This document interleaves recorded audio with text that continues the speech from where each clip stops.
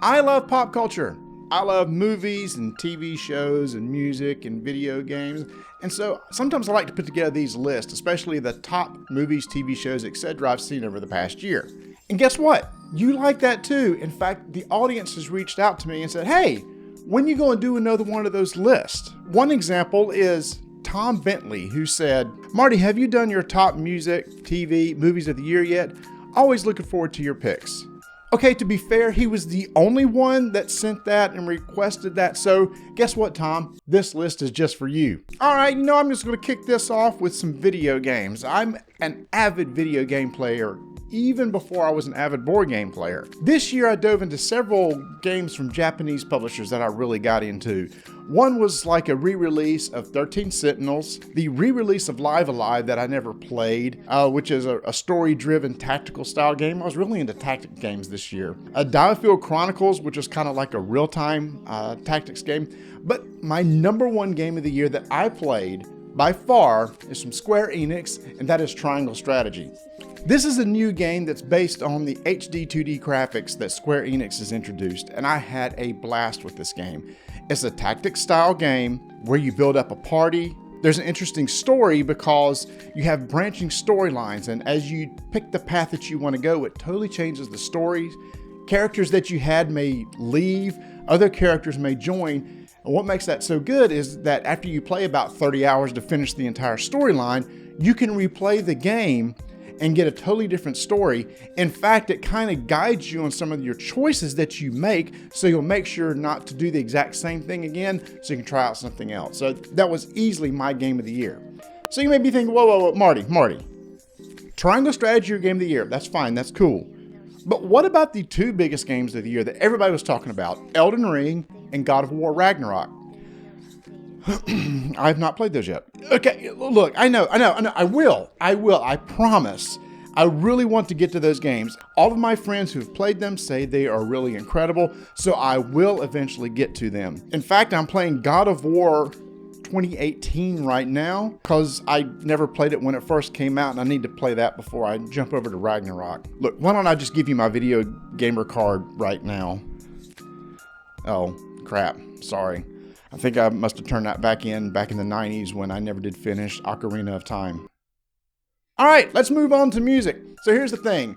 Music is a very personal taste, right? You may like country music, or you may like rock music or hip hop, etc. Well, I'm kind of a person who's into like progressive rock, fusion, jazz. I'm really into the more heady style music with really good musicians and some interesting compositions.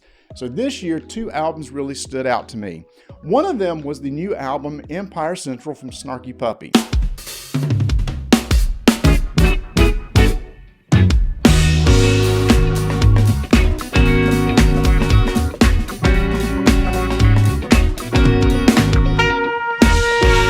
Now, if you've not heard of Snarky Puppy, this is basically a band that came from Texas. It's made up a lot of different musicians, and they get together and they put together these 7-8 minute songs with some incredible compositions, solos, and boy, oh boy, do they put on an amazing live show. If you ever get the chance to go see Snarky Puppy live, I highly recommend it because it is an experience. In fact, my youngest son got to see them with Steely Dan earlier this year, and my oldest son has seen them like 3 or 4 times, and they both just loved it. All right, so my number one album of the year is from one of my all-time favorite bands, and that's Porcupine Tree.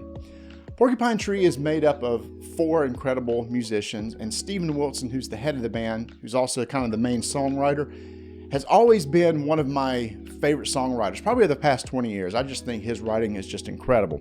Now, back in 2009, they released an album. It was their last album, and they haven't done anything together since then. They've all kind of done their own things, solo albums, other projects, etc. But in 2022, 3 of the 4 of them got back together to release the album Closure Continuation.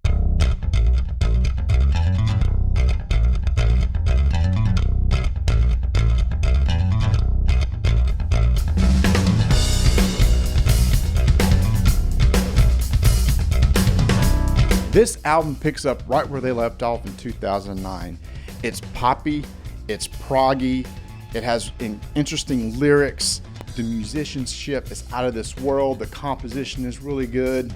And it is so good to hear Gavin Harrison, the drummer, playing back with them, because he is my favorite modern drummer. Anything that guy does, I will buy and listen to. He just has amazing chops. All right, TV shows, here we go. Now, when making this list, I told myself I was only going to do brand new shows.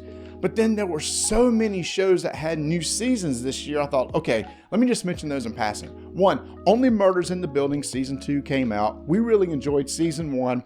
I think I liked Season 1 a little bit more, but still, it was a highlight of the year. Really enjoyed that. Cobra Kai Season 5. How is this show this good? It makes no sense to me.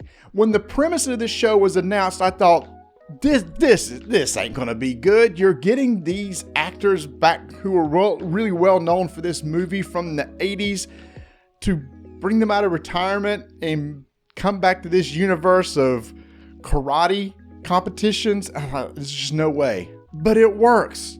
Somehow it worked, and we were pulled into this universe again. So I thought, okay, Season 5, it's gonna tail off.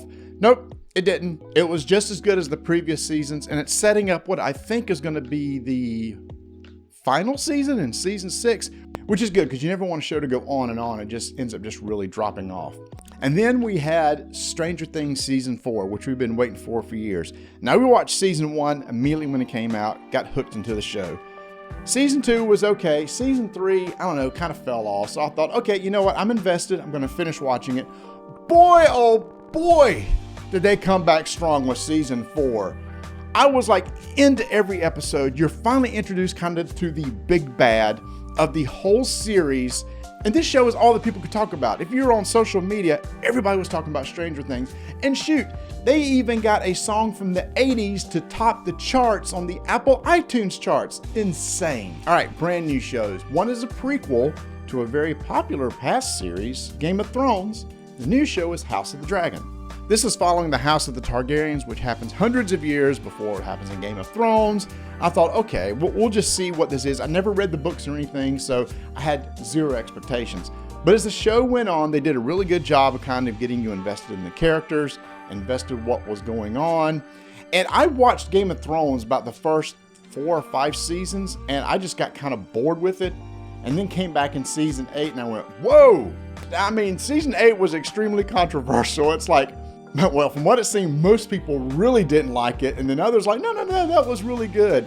However, everybody seems to be on board with the Season 1, at least, of House of the Dragon, so I really enjoyed that. Look forward to see where it's going. Severance. Okay, this is one that I did not watch right when it first came out, and I kept hearing about it over and over again, so I said, all right, I'll go check it out. The premise is really cool. You go to work at this place, and your memories of what happens on the outside are wiped. And then when you're working there, you have a whole different set of memories that when you leave, those memories are erased. And so it kind of just severs what happens between what's going on at work and what's going on at home. So the premise was really cool. And as I got into it, the characters got more interesting. And I will say that the last episode of this series blew me away. I thought it was some of the best storytelling I've seen on TV in quite a long time. I was literally on the edge of my seat. I was sitting up on the couch going, where is this going to go? Where is this going to go? Of course, it teases a Season 2, so it doesn't wrap everything up, but still, the way it was told in that last episode, so good. All right. I do like good anime shows. Recently, I got into Demon Slayer, caught up on all of those last year. Jujutsu Kaisen, when that came out last year, watched the movie, waiting for those new seasons to come out. So then I heard about Chainsaw Man. Now, for those who've read the manga, they were telling me, oh, Marty, you've got to watch this anime. You got to watch the anime. I said, okay. It's coming out. It's coming out weekly. So I'll watch an episode and then another episode. I'm going, guys, I just don't get what's going on here. It's not that great. It's about a teenager who merges with a demon that has like a chainsaw nose. And now this character who merged has a ripcord or drawstring or pull cord on his chest. And when he pulls it, chainsaw comes out of his head and of his arms. I know, it's bizarre, right? And I thought, okay, how is this going to be any good? So I started watching it. And I thought, it's fine, I guess. 3 or 4 episodes in, I was like, guys, I don't know. Everybody who read the manga said, Marty, stay with it. Trust me. I said, okay, I'm only investing 22 minutes a week into this, so I'll do it. Then episode either 7 or 8 came out, and I was like, oh my,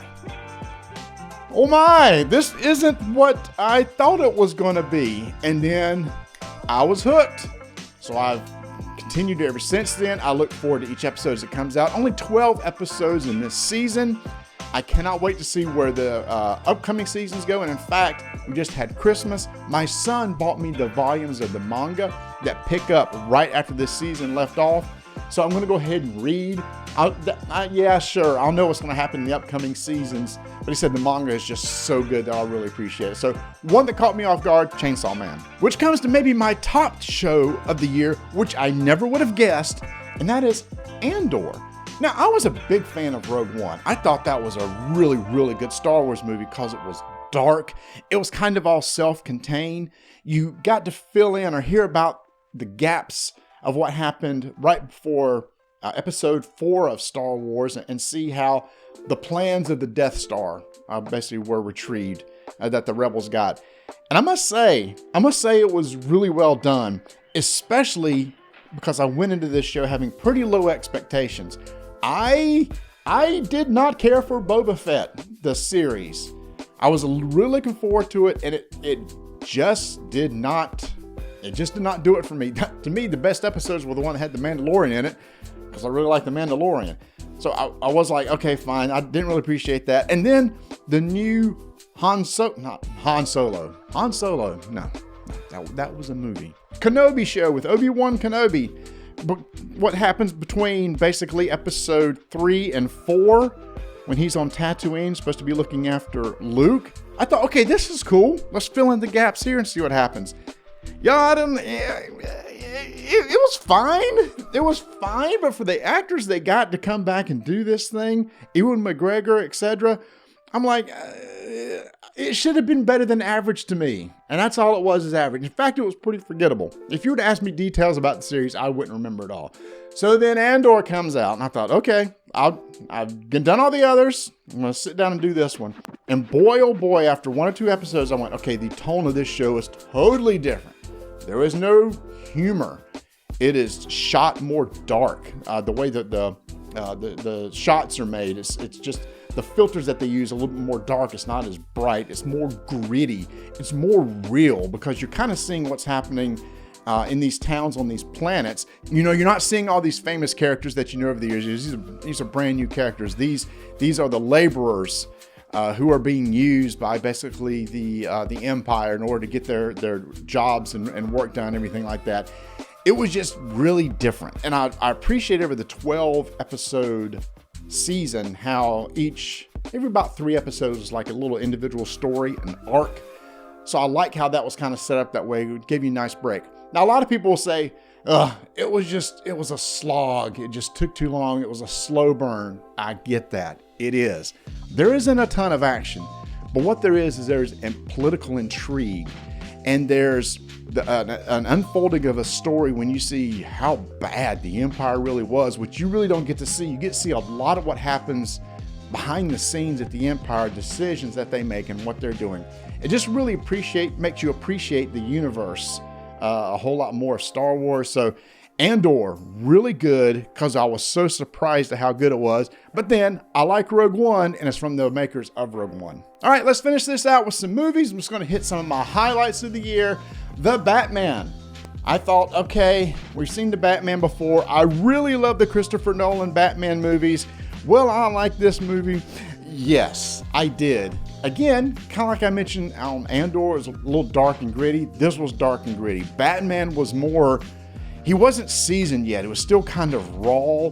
And I love how they kind of leaned into, he used fear in order to, to be the vigilante type. It was like everybody was afraid to go out if it was dark. Was he hiding in the shadows, something like that? I love how they leaned into that.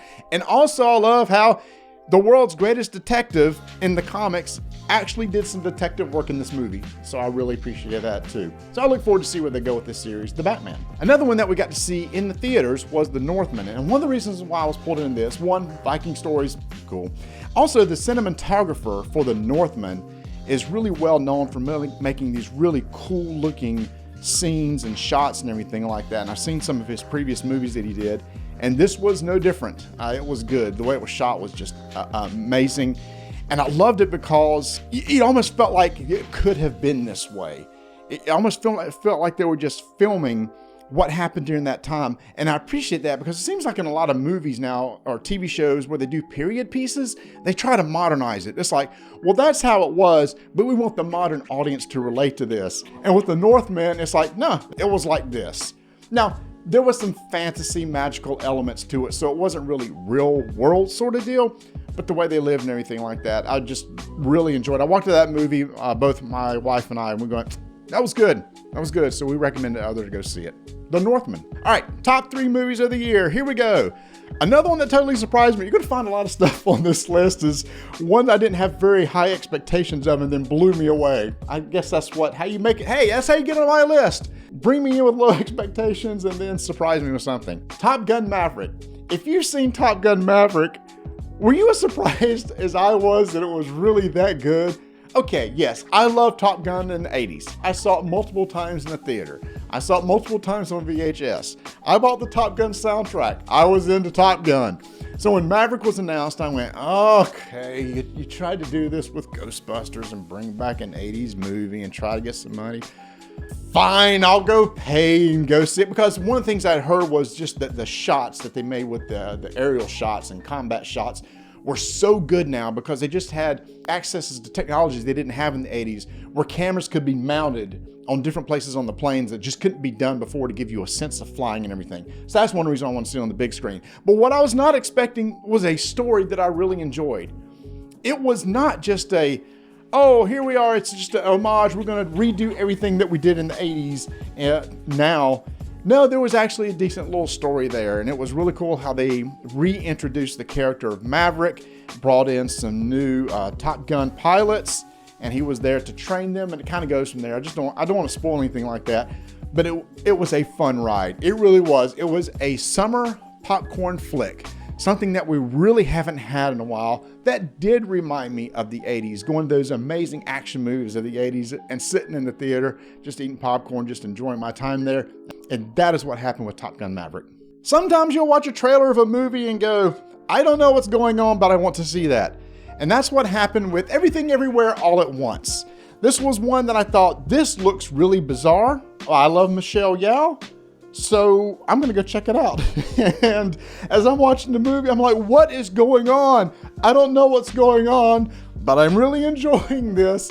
And again, it's one of those that I don't want to explain or give too much detail. You just need to see on your own. But the performances were really good. Some of the storytelling elements in this universe they built was really cool. It was neat seeing the actor that played Short Round in Indiana Jones and the Temple of Doom come back. And to me, he stole the show. His character was so good in this movie. Everything Everywhere All at Once. Really, it's probably streaming somewhere right now. Give it a shot. There are some weird scenes. Heads up, they're going to be like, what is going on here?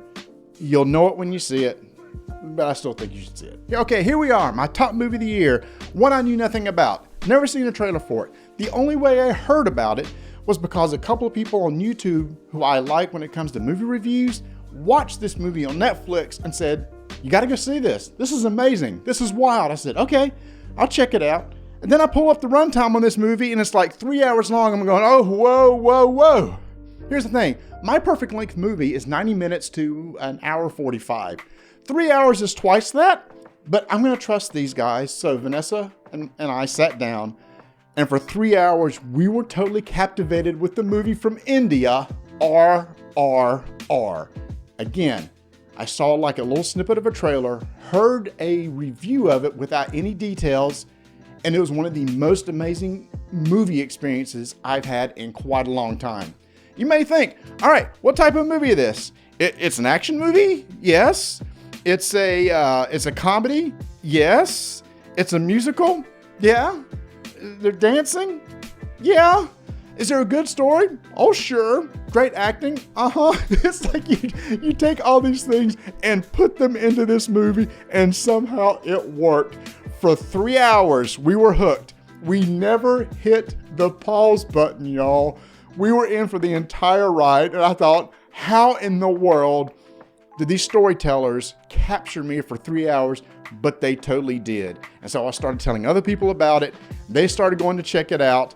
They enjoyed it. I don't think I've heard anybody that watched it that just didn't really like it. Most of them did like it. So RRR, my top movie of the year. And in fact, it was just nominated for a Golden Globe for Best International Picture. All right, that's it. My top pop culture things of the year. So now I want to hear what yours are. What's some of your top movies, your top TV shows? I probably missed something, and maybe I should go back and watch it. And the best thing about these lists, you can't be wrong. What you like is what you like, and that is awesome. So please comment below, follow, subscribe, you know all the good stuff, and can't wait to see what happens in TV and movies and video games and music coming in 2023.